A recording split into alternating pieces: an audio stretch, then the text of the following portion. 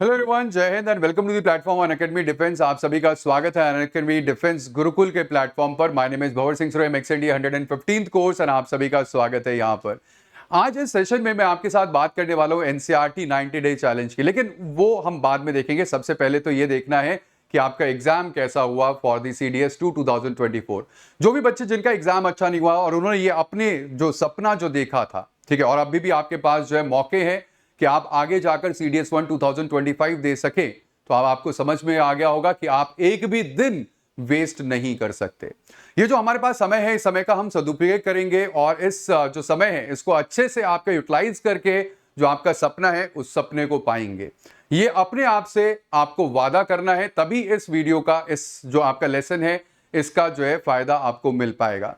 इसी के साथ साथ जो बच्चे आपका CDS 1 2025 पहली बार दे रहे हैं उनके लिए बहुत इंपॉर्टेंट है कि बेटा आपको सबसे पहले जो प्रीवियस ईयर क्वेश्चंस है उनको आपको देख लेना है। आपको समझ में आ जाएगा कि अगर आप एक प्रॉपर चैनल को फॉलो नहीं कर रहे हैं, आप एक प्रॉपर तरीके को फॉलो नहीं कर रहे हैं, आप क्या कर रहे हैं, इधर से फुदक कर उधर जा रहे हैं, उधर से फुदक कर इधर आ रहे हैं। बहुत सारे बच्चे मैं देखता हूं जो आपका जो है एक चैनल पर है, उसके बाद फिर दूसरे चैनल पर, फिर दूसरे चैनल से फिर इस चैनल पर, ठीक है, स्विच करते रहते हैं। अगर आप एक जगह पर रिलीजियसली नहीं रहोगे, एक गाइडेंस को फॉलो नहीं करोगे, तो बेटा कुछ नहीं होने वाला। दिमाग में इतनी सारी खिचड़ी बन जाएगी कि फिर उसके बाद आप जो है खुद कंफ्यूज हो जाओगे कि करूं तो करूं क्या, ये तो ये कहते हैं, वो ये कहते हैं। तो आपको सिर्फ एक रिलीजियसली आपको एक जगह को फॉलो करना है, एक ही जो है आपका जो है डायरेक्शन को फॉलो करना है। अपने जो आपको जो एक पाथ बना लेना है, ठीक है, एक पाथ मतलब कि मेरे को इतने दिन में ये चीज करनी है, ये चीज कवर करनी है, ऐसा करना है, और उन सब पाथ को आपको रिलीजियसली फॉलो करना है। ठीक है, एक ही डायरेक्शन को, एक ही स्ट्रैटेजी को फॉलो करना है। स्ट्रैटेजी बार बार चेंज नहीं होती,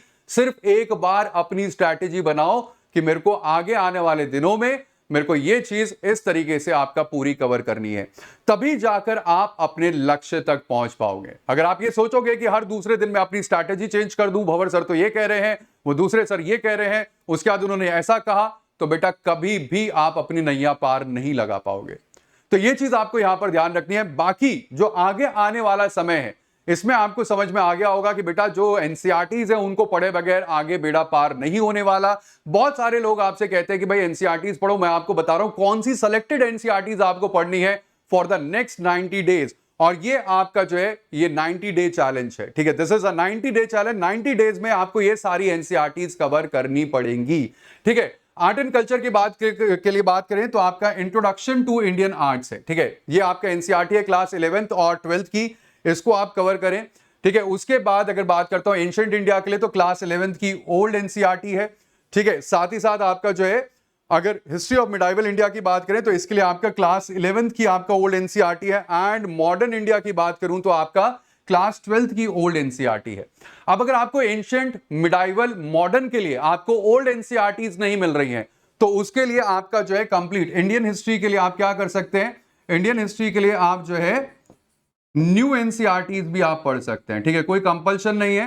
इंडियन हिस्ट्री के लिए you can read the new NCERTs as well.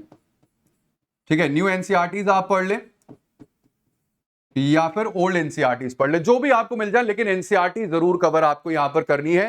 ठीक है, इसी के साथ साथ अगर मैं बात करता हूं आपका तो नेक्स्ट वर्ल्ड हिस्ट्री के लिए, ये किसके लिए, जो बच्चे आपका एनडीए का एग्जाम दे रहे हैं। ठीक है, जो बच्चे आपका एनडीए का एग्जाम दे रहे हैं उनके लिए इंपॉर्टेंट है। सीडीएस में आपका वर्ल्ड हिस्ट्री नहीं आती है, सीएपीएफ में आपका वर्ल्ड हिस्ट्री नहीं आती है, लेकिन एनडीए के एग्जाम में आपका वर्ल्ड हिस्ट्री पूछी जाती है। इसके लिए आपका क्लास 12th का पार्ट 1 है ओल्ड एनसीईआरटी का, इसको आप कवर कर लें। पूरी कंप्लीट आपका वर्ल्ड हिस्ट्री यहां पर कवर हो जाएगी। इसका ज्योग्राफी की बात करें तो ज्योग्राफी के लिए आपका जो इंपॉर्टेंट एनसीईआरटीज आपको कवर करनी है, क्लास 11th की फंडामेंटल्स ऑफ फिजिकल ज्योग्राफी है और क्लास 11th की इंडियाज फिजिकल एनवायरमेंट है। ये दोनों एनसीईआरटीज आपको कवर करनी है। देन उसके बाद हम बात करें आपका फंडामेंटल्स ऑफ ह्यूमन ज्योग्राफी है क्लास 12th में, और क्लास 12th में ही आपका इंडिया, पीपल एंड इकोनॉमी है। ये चारों एनसीईआरटीज आपका मस्ट रीड है फॉर दी ज्योग्राफी। ठीक है, अगर आप ज्योग्राफी का एग्जाम दे रहे हैं तो ये चारों एनसीईआरटीज आपको पक्का पढ़नी है। बाकी भी हम पढ़ेंगे, हमारी जो स्पेशल क्लासेस होंगी मेरे साथ, वहां पर एनसीईआरटीज को कवर करेंगे, लेकिन ये चार तो आपको छोड़नी ही नहीं है किसी भी कीमत पर। ये चारों की चारों आपको पढ़नी है। ठीक है, इसके बाद साथ ही साथ अगर मैं बात करूं, जैसे मैंने आपसे कहा कि 6 to 10th ज्योग्राफी भी इंपॉर्टेंट है, लेकिन ये इतनी इंपॉर्टेंट नहीं है। ठीक है, वो चार तो आप बिल्कुल नहीं छोड़ सकते, और ये बाकी सारे मेरे साथ कवर करेंगे, वो भी कवर करेंगे, लेकिन स्टेप बाय स्टेप, ठीक है। डोंट वरी, पूरा एक कंप्लीट आपका जो है एनसीईआरटी के ऊपर पूरे सेशंस में अपना स्पेशल क्लास में लगाने वाला हूं। स्पेशल क्लास में एनसीईआरटीज को कवर करेंगे और पूरी ज्योग्राफी जो है वो आपका concept based, NCERT based geography आपका जो है उसको हम अच्छे तरीके से, प्रॉपर तरीके से आपका अपना डन कर देंगे, डोंट वरी। और इसी के साथ साथ अगर मैं बात करूं आपका पॉलिटी के लिए, तो इंडियन कॉन्स्टिट्यूशन एट वर्क, ये आपका जो क्लास 11th की आपका जो एनसीईआरटी है, ठीक है। एंड क्लास 11th की ही पॉलिटिकल थ्योरी है। इन दोनों एनसीईआरटीज को जरूर पढ़े, ठीक है। ये दोनों NCERTs again they are very important. उसके साथ साथ इंटरनेशनल इश्यूज के लिए, ये किन बच्चों के लिए है बेटा? ये वैसे तो सभी के लिए है, लेकिन मोस्ट इंपॉर्टेंटली अगर आप सीएपीएफ का एग्जाम दे रहे हो, ठीक है, if you are giving CAPF exam, तो आपके लिए इंपॉर्टेंट है ये एनसीईआरटी रीड करना। कंटेम्पररी वर्ल्ड पॉलिटिक्स कब है, कहां पर है? आपका क्लास 12th की आपका एनसीईआरटी है। और सबसे इंपॉर्टेंट चीज है बेटा, ये जो जितनी भी एनसीईआरटीज है आपको खरीदने की भी जरूरत नहीं है, आप इसको पीडीएफ से डाउनलोड कर सकते हो एनसीईआरटी की वेबसाइट से। आप जिस भी क्लास की एनसीईआरटी चाहोगे, जिस भी चैप्टर को चाहोगे, वो चैप्टर आप जो है डाउनलोड कर सकते हो इन दी पीडीएफ फॉर्मेट, ठीक है। तो आपको परेशान होने की भी जरूरत नहीं है। ऐसे ही इंटरनेशनल इश्यूज के लिए नेक्स्ट आपका जो है NCERT politics in India since independence, again important है सीएपीएफ वाले बच्चों के लिए, बहुत बहुत बहुत इंपॉर्टेंट है, ठीक है। तो क्लास 12th की एनसीईआरटी है ये भी।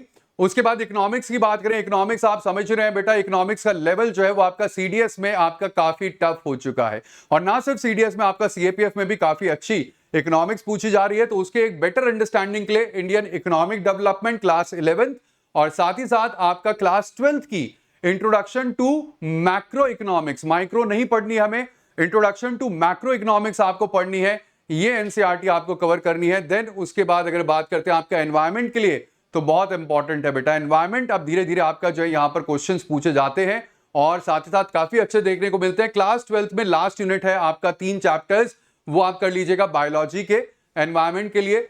इसी के साथ साथ ज्योग्राफी में हम पढ़ेंगे 6 to 10th आपका ज्योग्राफी, तो उसमें कुछ रेलिवेंट चैप्टर्स है जो कि आपका एनवायरमेंट से रिलेटेड है, वो आपका इंपॉर्टेंट है फॉर द एनवायरमेंट, ठीक है। एंड प्लस अगर मैं बात करूं आपको, अगर आईसीएससी बोर्ड की आपको बुक मिल जाती है क्लास 9th की एनवायरमेंटल स्टडीज की, ईवीएस की आपका बुक है क्लास 9th, आईसीएससी बोर्ड, अगर आप इसको पढ़ सकते हैं, खासकर क्योंकि ये आपका जो है इंग्लिश मीडियम में होगा बेटा, ये हिंदी मीडियम में आपको नहीं मिलेगी। एनसीईआरटी की आपका खासियत ये है कि आपको हिंदी और इंग्लिश दोनों मीडियम में मिल जाएगी, लेकिन ये आपको जो है सिर्फ इंग्लिश मीडियम में मिलेगी। तो हिंदी मीडियम वाले बच्चों को प्रॉब्लम हो सकती है, लेकिन अगर आप इंग्लिश मीडियम से हैं तो आप क्लास 9th की आईसीएससी की एनवायरमेंटल स्टडीज ये आप ले सकते हैं और इसको पढ़ सकते हैं फॉर एनवायरमेंट, बहुत अच्छी बुक है, ठीक है। आपके एनवायरमेंट के बहुत सारे कंसेप्ट बहुत अच्छे हो जाएंगे। इसके बाद हम बात करें सोशियोलॉजी। सोशियोलॉजी किसी को पढ़ने की जरूरत नहीं है except from the CAPF guys, ठीक है। जो सीएपीएफ वाले बच्चे हैं उनको आपका ये एनसीईआरटी पढ़नी है। इंडियन सोसाइटी क्लास 6 से 10 सिर्फ आपका जो रेलेवेंट चैप्टर्स है सिर्फ उनको आपको कवर करना है, पूरी कंप्लीट बुक्स आपको कवर नहीं करनी है, ठीक है। जो रेलेवेंट चैप्टर्स है, जहां से आपके एसेस पूछे जाते हैं, जहां से आपके क्वेश्चंस पूछे जाते हैं सीएपीएफ के एग्जाम में, वो चैप्टर्स, वो चीजें, वो टॉपिक्स आपको कवर करने हैं। जब आप एनसीईआरटी देखोगे आपको समझ में आ जाएगा क्या क्या चीजें आपको कवर करनी है, बिकॉज ऑफ कोर्स ग्रेजुएशन तो आपने की है और साथ ही साथ आपको पता भी है सीएपीएफ का एग्जाम कैसा आता है, क्या क्या चीजें आपका यूपीएससी पूछता है। तो इसलिए सिर्फ रेलिवेंट चैप्टर्स वहां पर कवर करने हैं, पूरी बुक्स आपको कवर नहीं करनी है, ठीक है। इसी के साथ साथ अगेन सोशियोलॉजी कौन कवर करना है, किसको? आपका सीएपीएफ गाइस को, जो आपका सीएपीएफ का एग्जाम देना चाहते हैं।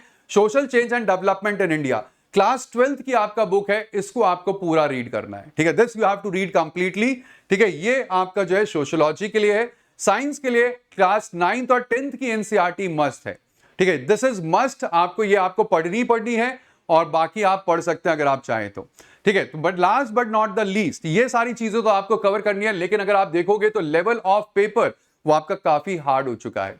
तो with a complete guidance it is very impossible कि आप एग्जाम को क्रैक कर पाए।